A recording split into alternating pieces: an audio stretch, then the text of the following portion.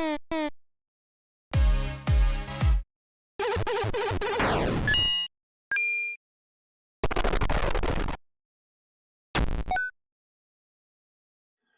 so yeah, I think a few of you will have seen, when we spoke about this last year and between what we've been up to at LGBT Scotland around Discord. So today we're going to sort of look at what we've done over the past year, where we're going to head next, and a few tips and tricks that I've got for you along the way.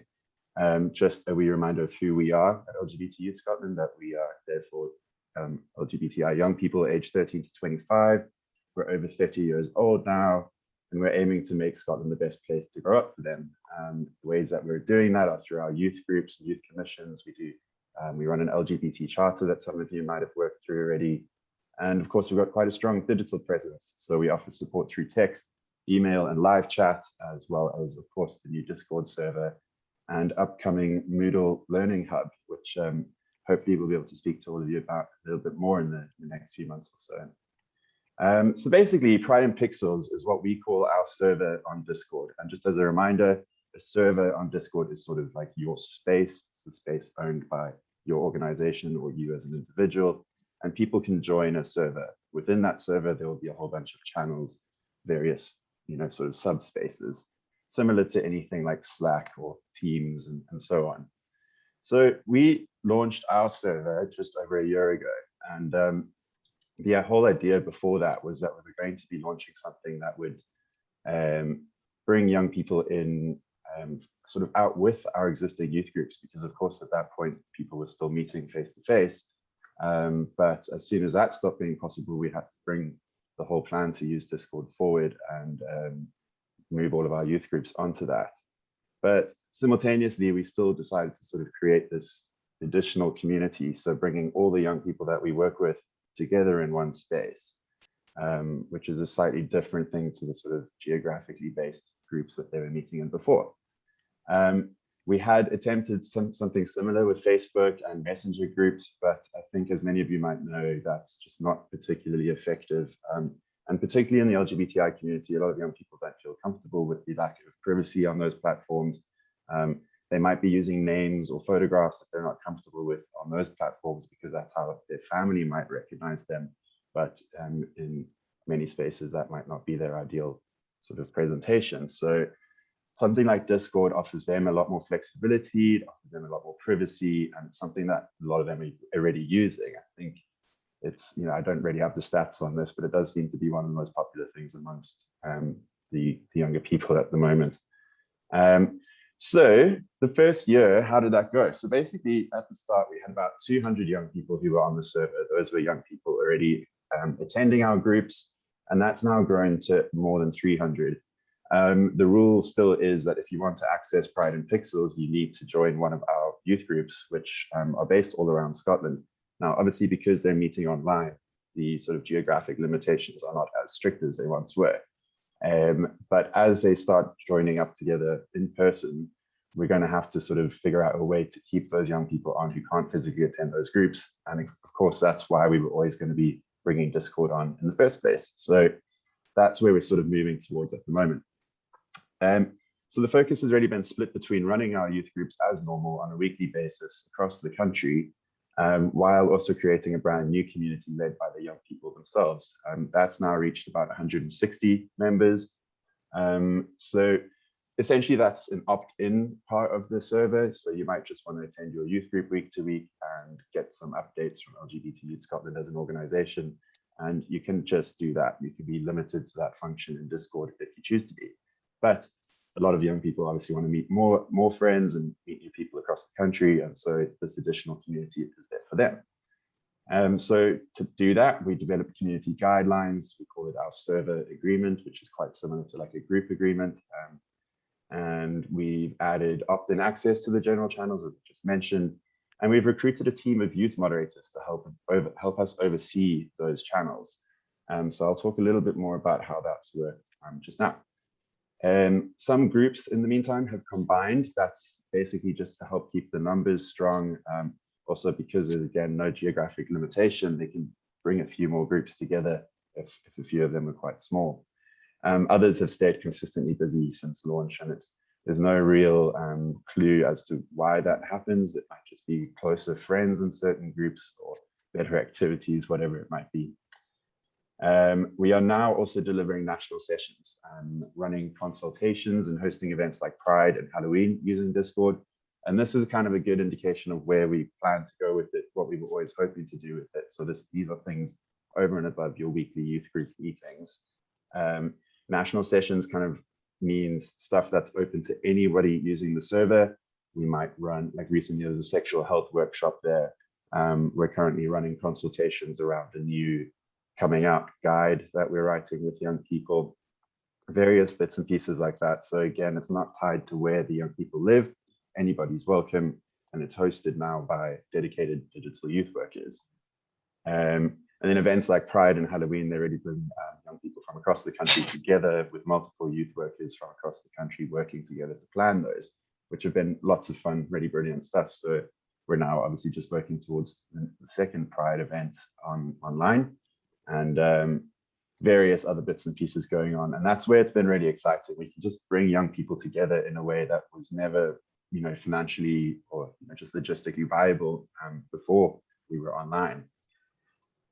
So I wanted to speak to you a little bit about the culture of this community itself. And this will probably open up a few sort of interesting questions and points for discussion later. So as mentioned, again, we wanted a community before lockdown that people could attend or be a part of, even if they couldn't attend our groups.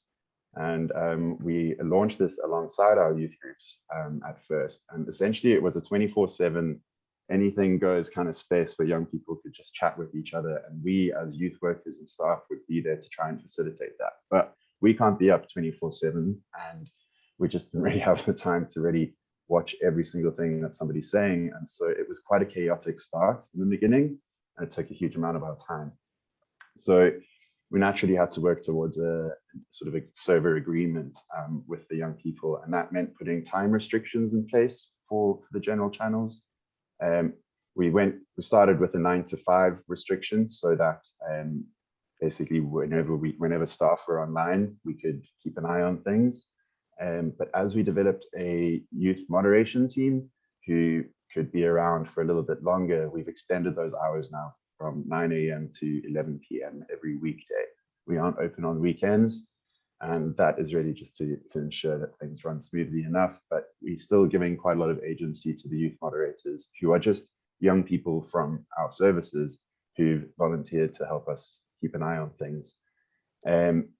At the beginning, we had something like 30 young people sign up to join the youth moderation team. That's now shrunk to about 15 after nearly a year.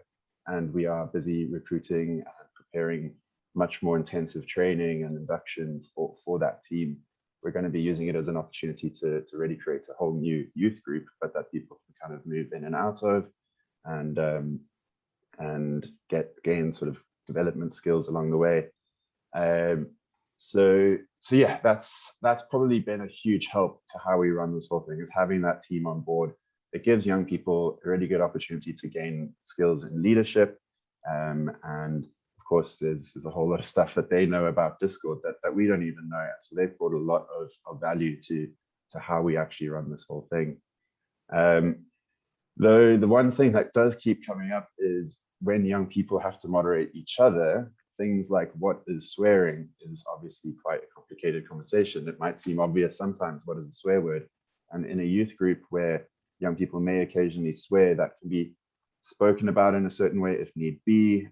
But on a youth-led online community where language is being used in all kinds of ways, we've really seen some conflict around how does this work. And so I'd be interested towards the end of today just to hear from anybody else who's had to manage things like swearing and things like language in their spaces, especially online, and if there has been a different dynamic. Where we're basically at just now is we ask young people to avoid offensive or triggering language. Don't, to try not to harm others, and always be empathetic when you speak online.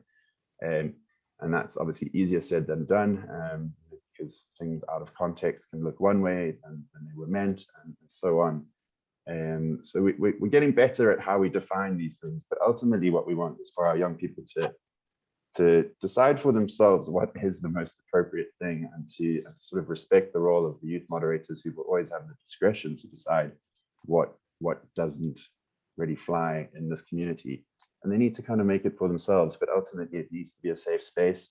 A lot of other spaces are available to them on the internet if they really wanted to go and swear and run wild, and this is not that space. But we do, at the same time, we don't want to police every single word that they use, and we do want them to feel comfortable sort of speaking as themselves. So it's just trying to find that balance in between. Very briefly, I just wanted to show you a little bit of what it looks like on Discord. I'm sure that the writing on this screenshot will be quite small, so apologies if it's not very clear to you all. But just to give a basic indication of what you're seeing, on the left-hand side, we've got a bunch of different servers here. Pride and Pixels is the one with the flag down here. You can see that we've got like a development server that we always used in the beginning for testing. It's no longer really necessary. We're kind of comfortable putting out new things in the server now. But if we are trying to test new ideas, like a new bot or whatever, which I will get into just now, that's a good place to go. Then there's a couple of other servers there, some just for our staff, which is separate, of course, to the one for young people. And then one or two others that I've joined up just to get an idea of how other people run their servers. And that's a good piece of advice for everyone, that there are loads and loads of public servers where you can go and see how other people organize themselves, what their rules are, what bots they're using, and what it feels like to just be a user in that space. And to be honest, I don't think I did that enough when we started getting into Discord, and I've just been doing it a bit more recently. I'm finding it a really helpful way to understand it better. So just over from those servers on the left-hand side, you can see sort of some of the channels that we have here. These are the various channels put into their categories. We have things like a waiting room, and that is a space that young people are added into when they first join the server. They then need to introduce themselves in the introductions channel, where a youth worker will pick them up and add them into their youth group channels.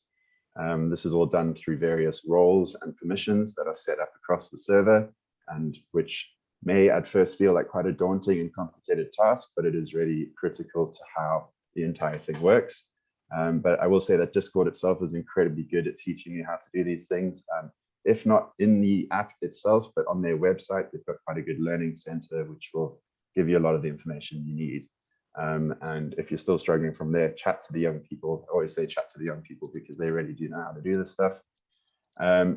And yeah, then we have a sort of LGBTYS section, and this is all the general stuff that we might be wanting to inform young people about, like this channel directory. That's the channel that we're in here, which gives them a lot of information about each of the channels in the server. There's info and opportunities, so whenever a youth worker might hear of something exciting for the young people, they can go and share it there, and it's broadcast to everybody who accesses our services nationally, which is a pretty amazing tool, considering nothing like Facebook or Instagram could really do that for us before. You're never going to reach kind of everyone that you're working with that easily. We have a getting support channel, which just lists various bits and pieces of like signposts to various services that young people might need. And then we have all sorts of other bits and pieces around the roles. This is where young people can acquire the roles that they might want additional to what youth workers give them. And I'll tell you a little bit more about that again just now. We have an announcements channel, a directory for the youth groups, and then there's a youth moderator section. There's all the general channels. The general channels are the community itself, separate to the youth groups, and they're all broken up into various topics, such as a general chat. There's a suggestions channel where they can kind of ask us for new things. There's a creative channel. Everyone's a critic is talking about music, films, books, and so on. All those kinds of things. On this page, we won't go too much into detail, but this is our server agreement. We try to keep it to 10 points. I will say that it is quite wordy compared to what you might see elsewhere on Discord, but we're trying to cover a lot of ground here around trying to get young people to understand what the culture and the rules are of the server. We don't like to use the word rules too much, and we don't like to use the word punishment too much. We don't want to be very punitive in the way that we run this place. But we want young people to kind of take the responsibility for themselves, because it is their space first and foremost. So all of the language in this agreement is sort of targeted towards achieving that. So as people are setting things up, and if they would like to get a copy of this for themselves as a starting point, do let me or Hilary know, and we can always share that with you as well. Also, it's constantly being updated because, of course, things are always changing on the server, or we come across new problems. More recently, we realized that young people have statuses on Discord, and that these statuses exist across the server and aren't specific to, across the platform, and aren't specific to the Pride and Pixel server. So they might be communicating with their friends, you know, in any other space using a status like you might see on Facebook or Instagram, like a bio, I suppose is probably the better word for it, but it's visible in our space as well. So we've got to try and monitor the language of something that a young person isn't just using in our space. And it's those kinds of sort of weird details that we've only sort of come across more recently after having a lot of experience with this. So the next thing is bots, and a few people have asked me about this before. Essentially, bots are third-party tools that can automate functions within Discord, such as using for moderating, collecting statistics. You can play music in voice channels, and you can provide roles to new users. So a really key one for us was the bot that our volunteers built for us when we first started, and that was used to assign the role unverified to new young people as they joined. That's what sends them to that welcome channel where they need to go and post their introductions. And then manually, a youth worker can go and give them their group roles. But it also allows young people to select, once they've been verified, they can select what area they're in, what age group they're in, what their pronouns are, whatever else. However, it was quite difficult working with that because it was written from scratch, and I don't have much coding experience, and we don't always have people available to help us with that. It was quite difficult to keep it updated. So we eventually kind of pulled back some of the powers of that bot, and all it does now is it opens the general channels from 9 a.m., closes them at 11 p.m. And we've used DynoBot instead to help us run the rest of those functions. And DynoBot is a pre-existing tool that you can invite into your server, and it makes it very easy to kind of control the functions, like what are the reaction roles that are available, or what are the automatic roles that you can use, and what sort of moderation powers do the youth mods have, and so on. It makes it quite simple to really get your head around all of those things, and you don't need any coding experience with it. So DynoBot's a really popular one. It's the one that we've been using the most. And there are many, many others out there that you can try. It kind of just depends what you want to achieve. Another one that we've been using is StackBot, and that's really just for us to track the activities in the server, how many people are there, how much are they speaking, which groups are the busiest, and that kind of thing. But to be honest, Discord recently introduced its own insights tool, and it seems a lot better actually than what StackBot was for us. But it just gives you an indication of the kind of range of things that are available to you. So lastly, what comes next for us? Basically, we're looking ahead at better training for mods, and that's what I'm working on just now. We're going to be recruiting new mods, and it's going to be what we're hoping for, sort of rolling recruitment process.